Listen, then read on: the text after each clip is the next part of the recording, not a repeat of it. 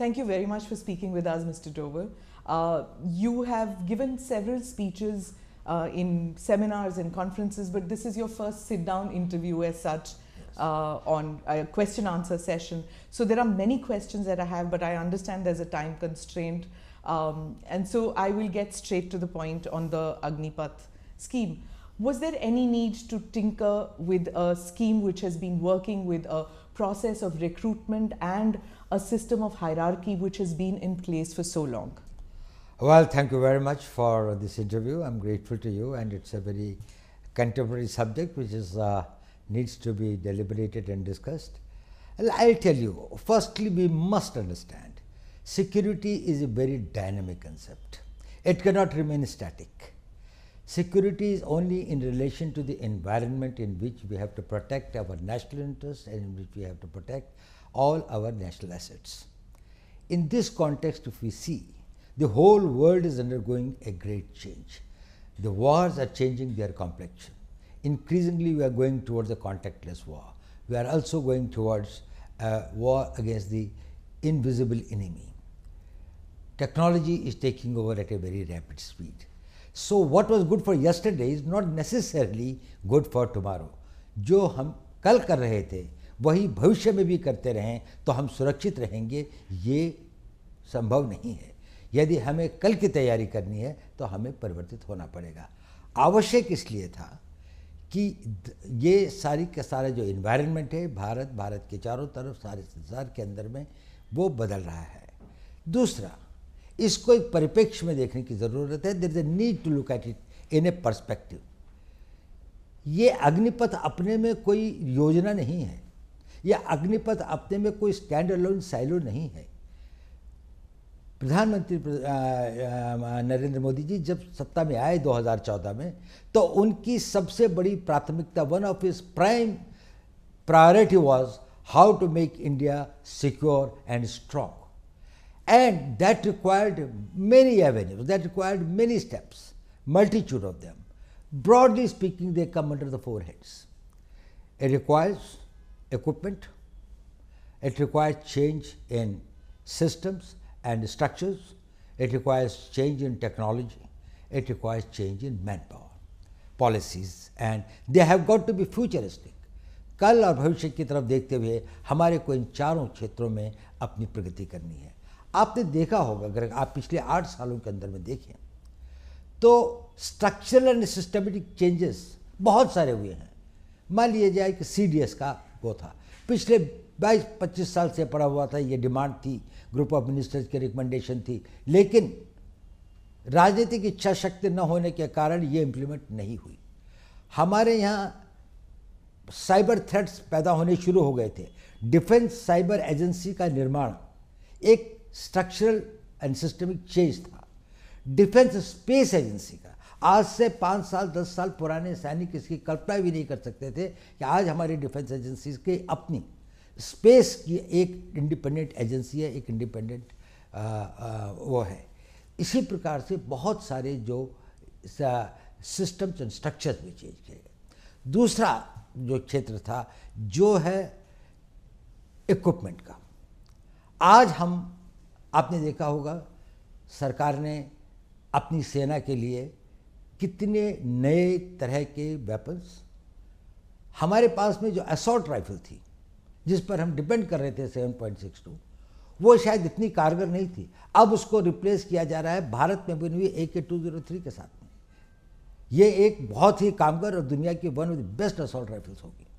इसी प्रकार से अगर हम देखें, चाहे वो पनडुब्बियों के क्षेत्र में है, चाहे वो personal equipment of the soldier है, चाहे वो एयरक्राफ्ट्स हैं, हमने लाइट कॉम्बैट एयरक्राफ्ट का और अब एक 5th जनरेशन एयरक्राफ्ट एमका का हम निर्माण कर रहे हैं। तो इक्विपमेंट के क्षेत्र में एक बहुत प्रगति की जा रही है। और एक है टेक्नोलॉजी का फील्ड जो सबसे ज़्यादा कॉम्पिटिटिव फील्ड है। इसमें पैसा भी बहुत लगता है और बहुत कुशल वैज्ञानिकों की आवश्यकता होती है। We need the top scientist who are globally competitive and others. देखिए, इस सरकार के टाइम के ऊपर में अंतरिक्ष के अंदर में जो बड़े और नए संकट आए, सारे का सारा वारफेयर जो है वो सैटेलाइट कंट्रोल होगा। आपका जो हवाई जहाज चलेगा या आपके जो रडार्स काम करेंगे वो सब satellite communication and satellite control होंगे। पर सर ये अग्निवीर जो है उनकी ट्रेनिंग सिर्फ 1 या 3 महीने की होगी, मतलब आर्मी चीफ ने कहा है दैट बाय दिसंबर रिक्रूटमेंट हो जाएगी और मार्च तक डिप्लॉयमेंट हो जाएगी। ये कहाँ से आप उनको ट्रेनिंग दे सकते हैं रेडार या सबमरीन के लिए? How to run it, how will you train them इतनी जल्दी? हाँ, मैं आपको इस पॉइंट पर आता हूँ, ये बहुत अच्छा पॉइंट है, मैं आपको अभी बताता हूँ, but I just tell you before that let me tell you that is in the field of technology we have done a great this thing. We have got light combat aircraft, we have got AMCA, we have got submarines that we have made, we have given the nuclear submarines that we have launched, and we also became a space power. We have hit at the satellites. And the fourth pedestal of it is the manpower reorganization. Now, in the manpower reorganization, the point that you have raised was that is we must have a young, agile, fit, well-trained army. Okay. It is a contradiction, it's a paradox कि भारत का वो देश जिसकी सबसे young population है उसकी एक oldest army है, जहाँ पर 2030 के अंदर में 50% लोग 25 साल से कम उम्र के होंगे, उसी देश के अंदर में जो सेना की एवरेज एज है वो दुनिया की सबसे अधिक एजेड आर्मीज में से है। तो हमें उसको ठीक करना था। अब आपने प्रश्न किया कि यदि हमारे को अग्निवीर बनाते हैं या हम अग्निपथ के रास्ते पर चलते हैं तो किस प्रकार से हम उनकी ट्रेनिंग और उनको इक्विप कर पाएंगे इन नई चुनौतियों का, to meet the new challenges and the threats. Will they be competent enough? Now let me tell you one thing. First point you must understand, Agniveer will never constitute the whole army. Agniveer केवल पहले 4 साल में recruited जवान होंगे। बाकी लोग जो होंगे जिनका की प्रोपोर्शन एक बहुत बड़ा होगा वो अनुभवी होंगे, they will be experienced, they will be trained and other, and these Agniveers, those who become the regulars eventually will go through more intensive training, will acquire the experience, will become more battle worthy and more experienced over the period of time. So Indian Army at any point of time will have a large number of people who, though recruited as Agniveers, but had been specially selected for their suitability, for their fitness, for their agility, for their motivation and for their aptitude for the job, and also did not have that sort of the personal problems by which they would like to leave the army and settle for something which is more stable and a personal life. So these persons will be well trained. So it is not only that the Indian Army will be having only this component. Yes, the Indian Army will constitute at the level of the Jawans and the ORs who had been recruited through the process of Agniveer, specially selected, whose work, whose performance has been monitored and digitally monitored through various complex processes over a long period of time. Selection is one part. Even when you select people who are physically fit and others, it's a very small thing. But when we observe them over a longer period of time, we are able to see that what sort of material do we have which will make the ideal soldier for the future. Imagine the army of 15 years hence, in which all those who have been recruited have come through the special 4 years probation period and then gone and joined the army. See their technical skills, see their motivation, their physical fitness and others. They will all be the people who will probably the cream of the Indian Army. Right. So my first question will be, I will go later into those who are not being amalgamated, but first about those who are going to be amalgamated into the service. There's already a system of your regiments and corps.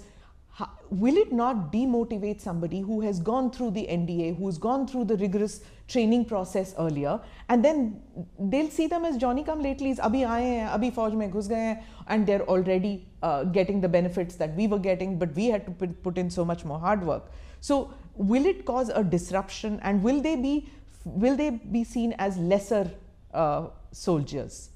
देखिए, सेना में जाने वाला हर recruit fresh होता है, चाहे वो regular में जाए, चाहे वो अग्निवीर की तरह जाए, चाहे आज से 15 साल पहले जाता था, उसकी भी पहले 1 महीने की सर्विस होती है, फिर 6 महीने की होती है, फिर 1 साल की होती है। वो शुरू नहीं होता है 15 साल की या 12 साल की सर्विस के साथ में। एक बात, जहाँ तक रेजिमेंट्स का सवाल है, इसमें 2 बातें समझनी चाहिए। ये जो रेजिमेंट्स का कंसेप्ट है, इसको कोई टिंकर नहीं कर रहा है। अगर रेजिमेंट्स हैं तो आर्टिलरी की रेजिमेंट्स रहेंगी, आर्मर्ड कोर की रेजिमेंट्स रहेंगी, इलेक्ट्रिकल मैकेनिकल इंजीनियर्स हैं या इंजीनियर्स हैं या बाकी सारे हैं। ये जो रेजिमेंटल, कभी कभी इन्फेंट्री की कुछ यूनिट्स के अंदर में बारे में लोगों को भ्रम है। पहली बात तो अब कोई कास्ट बेस्ड रेजिमेंट्स बहुत कम बची हैं, सिर्फ 2 या 3 हैं जो कि अभी भी प्योर उसी एरिया के क्षेत्र को करते हैं। और ये एक कॉलोनियल लेगेसी है। अंग्रेज़ ये चाहते थे कि कोई भी चीज़ पैन इंडिया ना हो, और वो ये चाहते थे कि उनको किसी न किसी वर्ग में बांटा जाए और उस वर्ग या क्षेत्र के प्रतिनिधि के रूप में जाए। उनका कोई नेशनल पर्सपेक्टिव नहीं हो, क्योंकि इससे उनके अपने कॉलोनियल एम्पायर को एक खतरा था। देखिए, मैं आपको बताता हूँ, इसी इंडियन आर्मी को फर्स्ट टाइम ये नेशनल आर्मी के रूप में कब आई? आज़ाद हिंद फौज की तरीके से, when it became the Indian national army. क्या था उसका? 60,000 की फौज थी। कोई रेजिमेंट थी इनकी? थी रेजिमेंट। इनकी रेजिमेंट थी रानी झांसी रेजिमेंट, इनकी रेजिमेंट थी Mahatma Gandhi regiment. Not an Ahir और राजपूत और ये नहीं थी। और कितना सैक्रिफाइस किया इन्होंने? 60,000 में से 40,000 मारे गए। इतना एट्रिशन हुआ था। दुनिया के अंदर में किसी लड़ाई के अंदर में इतने एट्रिशन एंड कैजुअलिटीज नहीं हुई हैं जितनी इंडियन नेशनल आर्मी ने इम्फाल, कोहिमा के और सिंगापुर के बैटल्स के अंदर में गंवाए हैं। वो किसके लिए लड़ रहे थे? उनमें रेजिमेंटल प्राइड नहीं था क्या? उनके लिए वो नहीं था, वो भारत के लिए लड़ रहे थे। They were the soldiers of India. They called themselves as the Indian National Army. But so do the regiments here, right? That's now. right. So they will continue. Okay. That's what I'm telling you. They will have the nomenclature. There will be the regiment of this. Who has? I do not know how this concept has come that anybody is tinkering with the regimental pride or the regimental ethos. उसका अपना tradition होगा। अगर कोई एक battalion है, उसकी अपना एक valor है, उसकी अपनी एक history है, तो वो हमेशा बरकरार रहेगा और उसमें बढ़ोतरी होती जाएगी। मैं अब इसका और हुआ ये है कि हमने ये कहा कि एक ऑल इंडिया कॉम्प्लेक्शन होगा इंडियन आर्मी का। इसको लोगों ने कहा कि रेजिमेंटल सिस्टम खत्म हो गया। रेजिमेंटल सिस्टम खत्म नहीं हुआ। इन्फेंट्री रहेगी, आर्टिलरी रहेगी, आर्मर्ड कोर रहेगा, सिग्नल्स रहेंगे। इन्फेंट्री के अंदर में भी ग्रेनेडियर्स हैं, के अंदर में गार्ड्स हैं, रेजिमेंट ऑफ गार्ड्स है। रेजिमेंट ऑफ गार्ड्स में किसका जाति के लोग हैं? कितना स्प्लेंडेड वो है उनका। ग्रेनेडियर्स है, उसमें किस जाति के, धर्म के, क्षेत्र के लोग हैं? हमारे जो परमवीर चक्र जो है, जब उनको मिला तो ये ग्रेनेडियर्स ने जितने ऑनर्स एंड बैटल ऑनर्स उन्होंने लिए हैं। तो ये सिर्फ हम ये चाहते हैं कि भारत के हर नागरिक, हर यूथ, हर युवा, every youth of this country who has got a desire and a motivation and feels a sense of commitment to defend the country, he gets an opportunity. His youth, his energy, his talent is poured towards making this country strong and impregnably defendable. What happens after those 4 years are over and they don't find space in the services, and they don't find space in the paramilitary? Because the reason I'm asking is कुछ loose comments आए हैं कि वो plumber, electrician बन सकते हैं, security guard बन सकते हैं। तो फ्यूचर को लेके थोड़ा बहुत एप्रीहेंशन कर लीजिए या डर है लोगों में कि how will they be better of after the 4 years? Will they have a skill set which is market friendly, which they can get jobs? I think this is one of the biggest misunderstanding that has been created either deliberately or by lack of full knowledge and understanding of this thing. We are talking about a young man who is 22 or 23 years old, has done 4 years of service and now is in the market. Compare him with any other 21, 22 years old man who has not become Agniveer. This person has become disciplined.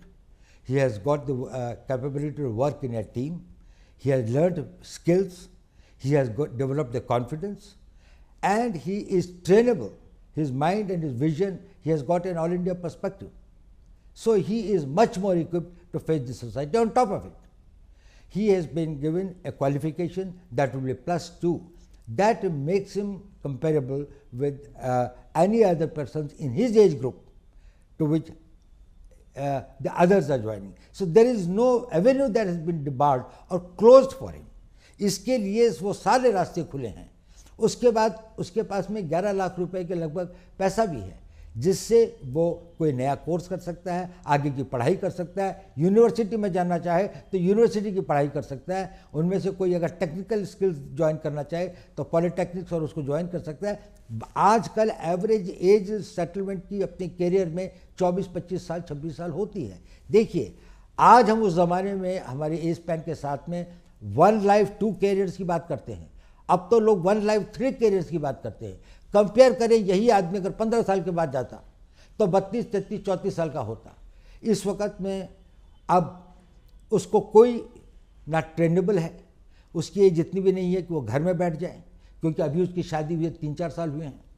अभी उसके पास कोई छोटा बच्चा है जिसको पढ़ाना भी है, कोई लड़की होगी तो वही 15-20 साल के बाद शादी के लायक होगी। उसके पास में जिम्मेदारियाँ ही जिम्मेदारियाँ हैं। पहले का ज़माना फ़र्क था। ये जो सोल्जर था वो गांव से आता था और गांव वापस चला जाता था। गांव में रहने के लिए उसके पास थोड़ी ज़मीन होती थी और पेंशन पर गुजारा हो जाता था। आज पेंशन पर उसका गुजारा नहीं हो सकता, तो उसको सेकंड कैरियर की आवश्यकता होती है। 34 साल के बाद में इसका 40 साल का जीवन अभी और बचा हुआ है। इस 40 साल के जीवन में ना उसको हम नई ट्रेनिंग दे सकते हैं, ना उसको कहीं पर अगर अब्जॉर्ब करें तो वो एक नए कैरियर की नई शुरुआत, नई जोश के साथ में उसको आगे बढ़ा सकता है।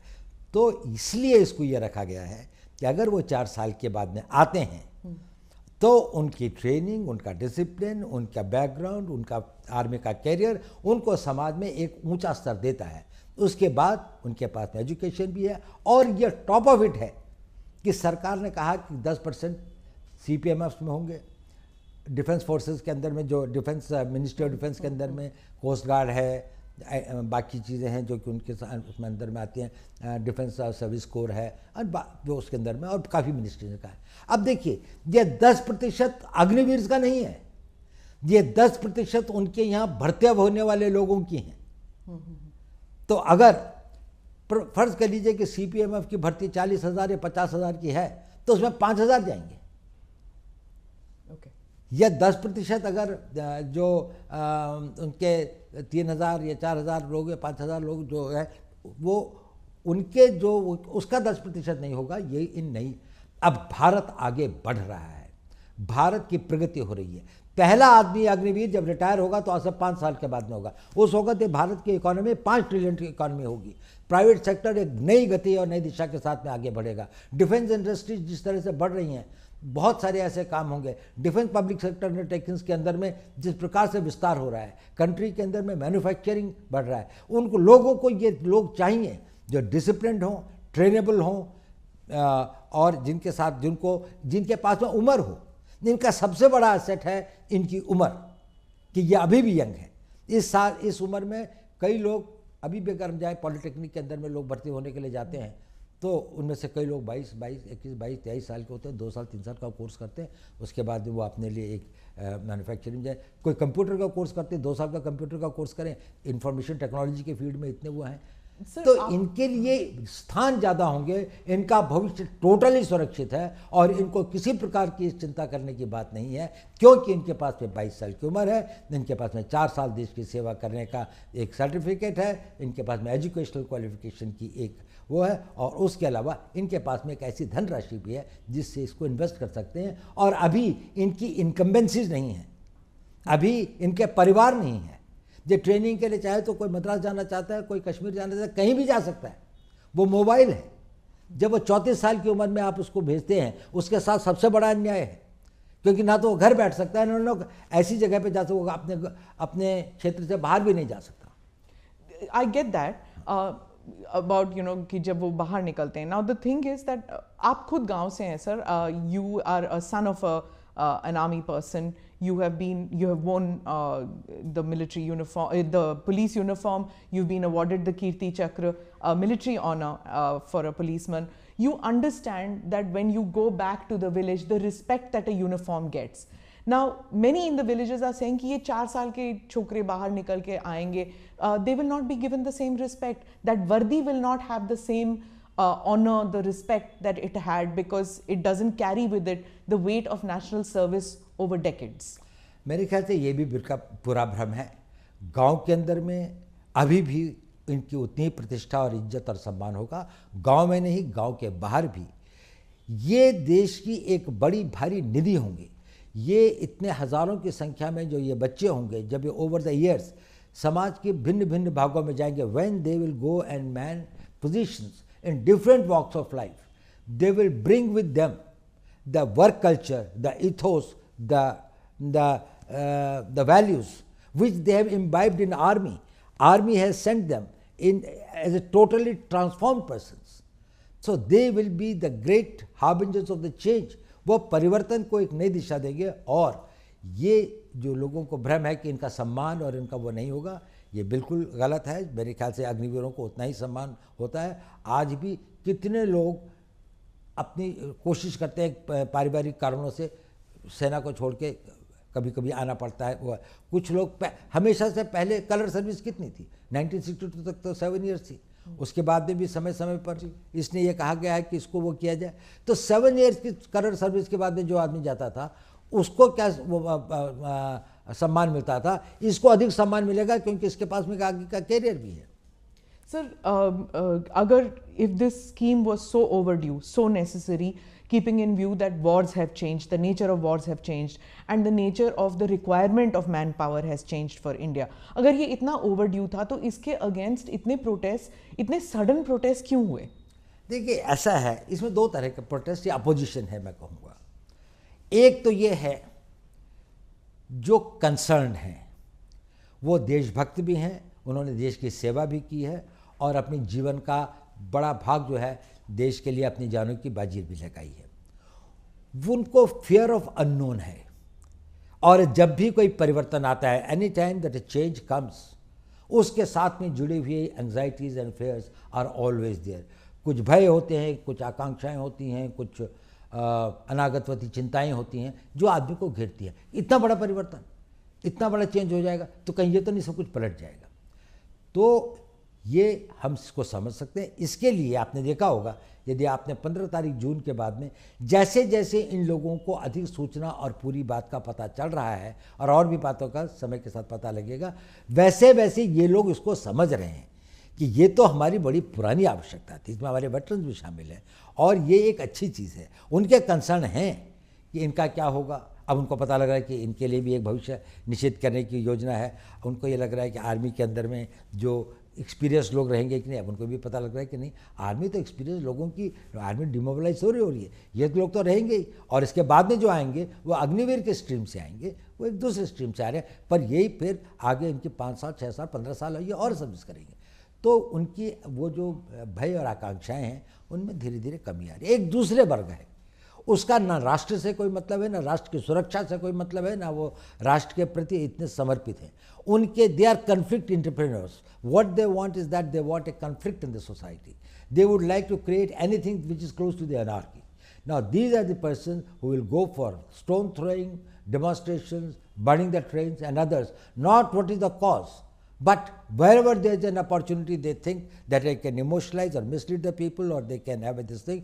जो अग्निवीर बनने वाला होगा वो ना किसी प्रलोभन में आता है, ना वो किसी से बहकाया जा सकता है, ना वो किसी के द्वारा दुष्प्रचार के लिए प्रेरित किया जा सकता है। ये जितने लोग हैं, मुझे नहीं लगता कि ये वो लोग हैं जो कि सेना के लिए और सेना में जाने के लिए बहुत इच्छुक है या जिनके पास में एक साइकिक मेंटल सेट है। वो अपने घर में बैठ कर तैयारी कर रहे होंगे। Didn't the security establishment anticipate कि ऐसे conflict entrepreneurs जो आप कह रहे हैं that they will make use of this scheme to mislead people and to cause street unrest? Well, something was anticipated as well also, because we thought that, well, these people who have got a vested interest, they have got vested interest because some people are making money through the coaching centers. There are vested interest because they would like to discredit the government on any count. There are some vested interests who would like the youth to be provoked against the establishment and others. We had it, but then it's a democracy. We cannot take the action and we cannot do this thing. But once they take and transgress those red lines where the limits of their freedoms start undermining the country's national security or internal security or the law and order or the peace of the country, certainly the action is taken and has been taken. So you think that, in your opinion, street protests are justified to a certain extent in a democracy? Do you agree with that? Well, I think that the protests or the raising a voice, expressing your resistance is justified and is permitted in a democracy. But this vandalism, but this violence, it is not permitted and will not be tolerated at all. So our security forces, I mean the state police, I mean out here, they were just not equipped to handle it. We saw for hours together coaches burning. Hours together the coaches were burning. There was no firefighting equipment in the railway stations. Railway police हम सिर्फ देखते हैं marching, but वहाँ पे कोई railway police नहीं थी. 4-5 घंटे trains were burning. We've seen protests with regard to, the earlier protests also. 1 week they've been going on with regard to prophet remarks or with regard to anything. Policemen crying, sir, forces bhej dijiye. The impression one gets is that these reforms which you are bringing about in the Fauj, it's probably more needed for civilians, for the police. Well, I think reforms are required at various fronts. There's no doubt about it. I totally agree. Reforms are required in police, but it's such a huge country of 140 crore लोगों का देश है. इसके अंदर में कहीं कहीं जब कोई घटनाएं होती हैं, उसमें कहीं पर पुलिस की गलती होती है, कहीं पर सर्कमस्टेंसेस ऐसे होते हैं, कहीं पर सूचना का अभाव होता है. These are the things that it happens. They should be investigated, they should be corrected, lessons should be learned to see that they are prevented. There is no justification in case the violence takes place. So, आप conflict entrepreneurs की बात कर रहे थे. As far, I understand that you cannot divulge much about it, but आपने coaching centers की बात की. Is there also a political element that was funding maybe, or that was pushing these young men onto the streets to pick up stones? Well, in many cases, the FIRs have been lodged. Wherever there have been incidents of violence, people have been identified. There have been TV cameras and others. Probably it's only after the due investigation that we can say that which were the forces behind it and who did it and why did they do it. And I would not like to preempt something or presume something, but I think the investigations must be done very thoroughly. So, because there are some politicians who are saying, and this is across the country, many politicians feel कि ये जब अग्निवीर बाहर आएंगे, they could be mercenaries for hire. It could pose a risk, law and order situation in their states also. So, is that fear valid, or would you just dismiss it? It is totally invalid. I have been in the business of security for last 55 years. I can tell you, if there is any guarantee in the society to keep peace, stability, rule of law, it will be the citizenship and the civilian population of this country who have to become law-abiding. And you will find the best of the law-abiding citizens in this youth who will not only abide by the law, but will make others and will be the harbingers and the nucleus of the people who will have a nationalist sentiments, who will protect the national interest and create that environment. An environment of this thing is a creation of the undisciplined minds. People have got no sense of commitment, जिनका ना राष्ट्र से प्रेम है, जिनका ना समाज के प्रति कोई उत्तरदायित्व है, ना जिनके अपने प्रति कोई इस प्रकार का उनका ध्येय या लक्ष्य है कि हम राष्ट्र के निर्माण में क्या कर सकें. ये लोग अच्छे लड़के होंगे, फिजिकली फिट होंगे, उसके बाद 4 साल की ट्रेनिंग में केवल इनके शरीर ही नहीं बढ़ते हैं, इनके मस्तिष्क के अंदर में भी एक ट्रांसफॉर्मेशन आता है. उनका सोचने का तरीका फ़र्क होता है, उनका एक नेशनल पर्सपेक्टिव बनता है, एक ऑल इंडिया पर्सपेक्टिव बनता है. जब ये समाज में जाएंगे और बड़ी संख्या में ओवर द ईयर्स समाज के, सरकार के, प्राइवेट सेक्टर के विभिन्न अंगों में जब ये होंगे, तो ये अपने चारों तरफ, अपने परिवारों में, अपने गांव में एक ऐसे वातावरण का वो करेंगे और एक इस प्रकार की फोर्स की तरीके से इमर्ज होंगे जो कि हमारी इंटरनल सिक्योरिटी के लिए एक बड़ा भारी एसेट होगा.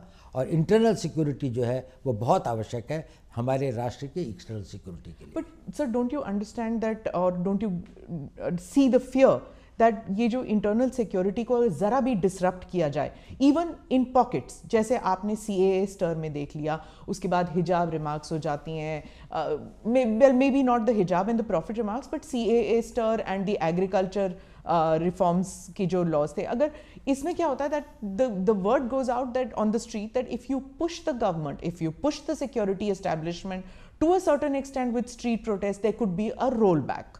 So, is there any chance that because of these street protests, there could be a rollback to the Agnipath scheme? There is no question of any rollback. There is no question. It is. Let me tell you one thing. This is not something which is a knee-jerk reaction which has come overnight. This has been being debated and discussed for decades.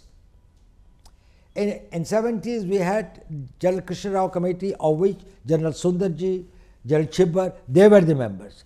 They talked about reorganization and reforming of the army, including the manpower policy, technology and others. So you're talking 40 years back? No, not only that. It is not only 40 years back. Then there was this thing of the Arun Singh Committee report in 1989. Then there was a group of ministers, this thing. Arun Singh Committee would be 30 years then. So what you're telling me is systematically there have been... No. Every time it was being felt, there was this thing of the Subramanian Committee report, the Kargil Committee report. So again, that is 30 years. Again, then there was a group of ministers report. Okay. And then all these consistently had a refrain, go for a young army. So across and governments, the army's demand. Across different political parties which have been in power. But there was a problem. While everybody realized that it was necessary, nobody had the will and the ability to take the risks. I'll tell you an example. Ministry of Defence in 2006 wrote a letter to the Ministry of Ministry of Defence wrote a letter to the Ministry of Home Affairs that we are thinking of implementing this thing. Will the CPMFs be able to take some people on this thing, the reserve for that? Home Ministry gave a reply to the Defence Minister's letter that we are forming a committee under the Director General BSF to examine the matter. That committee's report has never seen by anyone.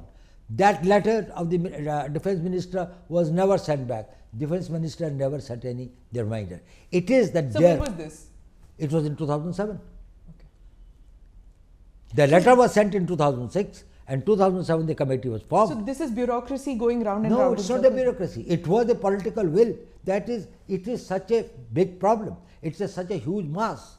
Who will dare getting into it and bringing about the change?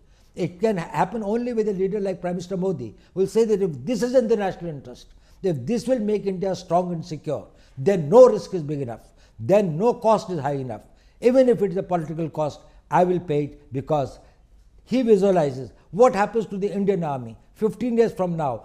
Security is not only thinking about your generation, also about the future generations. You will have an army which has been recruited and selected, and they have got manned by the people who have got the highest degree of fitness, agility, training, capabilities and others. They would be manning it. And then there will be a civil society in which you will have thousands of people who are there to bring about the change. They will be the catalysts of change. So Prime Minister Modi just yesterday has said that any kind of reforms that come, they disturb the status quo, who have benefited from status quo. Is it that this Prime Minister has the forge and the bureaucracy with him, that earlier Prime Ministers didn't have it, and that is why the MOD, the MHA, the defense, the uniformed soldier, they are not on the same page? Is it that the earlier Prime Ministers didn't have it and this Prime Minister has it? Well, yes, this Prime Minister, firstly, he has got a very clarity of vision, and he has got the ability to take decisions. He is very right in telling that all status quoists will have some doubts, will have some genuine fears. It requires a certain clarity. There is a lot of clutter and confusion, and to take it out, you need a very clear-headed leadership. When he is clear-headed, people down the line also become clear-headed. Probably the earlier regimes created a muddle because they themselves were not clear. What did they want? What transformation they want to bring about, and what is the cost, and are they prepared to pay that cost? With the Prime Minister, I think the entire army, and let me tell you one thing, late General Rawat, he is not here, he was one of the persons who was spearheading it very this way, successive army chiefs in the last few years. I think it has been going on for last 3 years or something like that, that we had been deliberating and thinking and this thing like that. I had seen large number of meetings over this thing and others. Smallest point, smallest detail has been gone into, and there is a total support, there is a total commitment, there is a total desire, and also an enthusiasm about bringing about this change. These doubts were in our minds also. We resolved those doubts. Okay. We tried to find out how we can minimize that, how we can mitigate the possible threats and the dangers. So you've been with Mr. Modi since he took office in 2014. There's been a doctrinal shift in India's relations with Pakistan since he's become Prime Minister, since you've been the NSA. You've seen several regimes change in Pakistan. Do you think, from a security perspective, is it possible for this kind of, I will not talk to you, you have to stop terror, till then I will not talk to you? And can nations prosper with that attitude going forward? Now, I'll tell you one thing.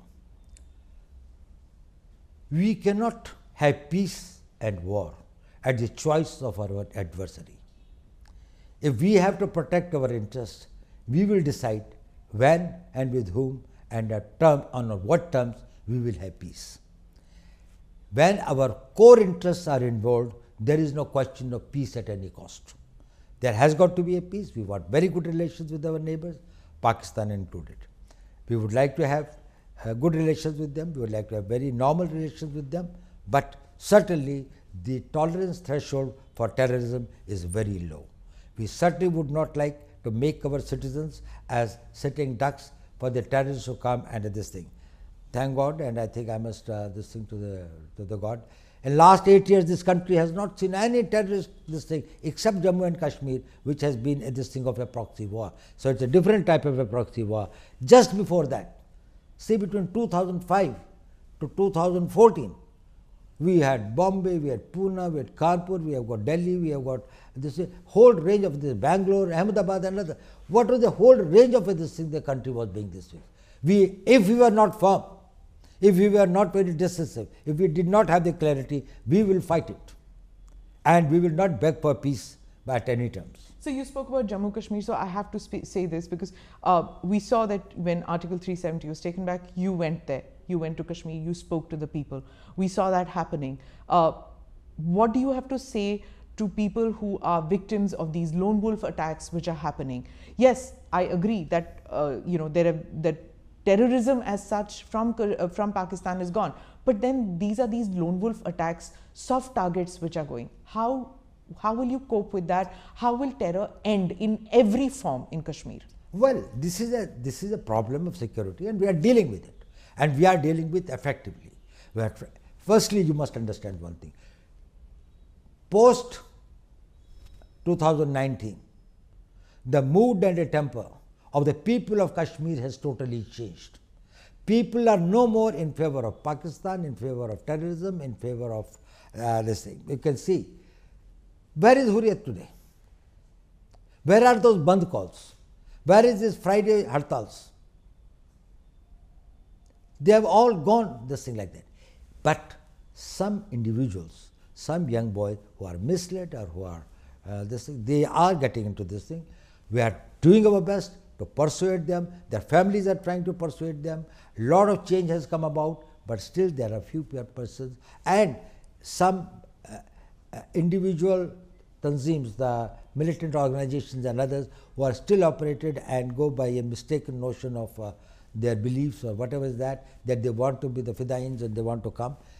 They do create problems for us. We are fighting them.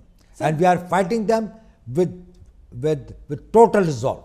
There is no way to deal with the terrorists. We don't deal with terrorism. We have to deal with the terrorists. And terrorists, their equipment, their weapons, their explosives, their money, and we on all fronts are trying to tackle it. And we are very hopeful that in another few months we'll be able to get it. The Kashmiri Hindus, especially the Pandits, they feel very let down, to some of them, that there is so much energy expended in bringing these terrorists or militants or separatists back into the mainstream, that those who have supported Mr. Modi, the BJP and this government all through, that they are being taken for granted and their security is not of paramount concern to the security establishment. Firstly, I don't think that is the real feeling of all Kashmiri Pandits or people who have been displaced. But yes, they are a vulnerable section. They need protection. They have got to be protected. Government has taken various measures in the past. Probably much more has to be done, and that is being done.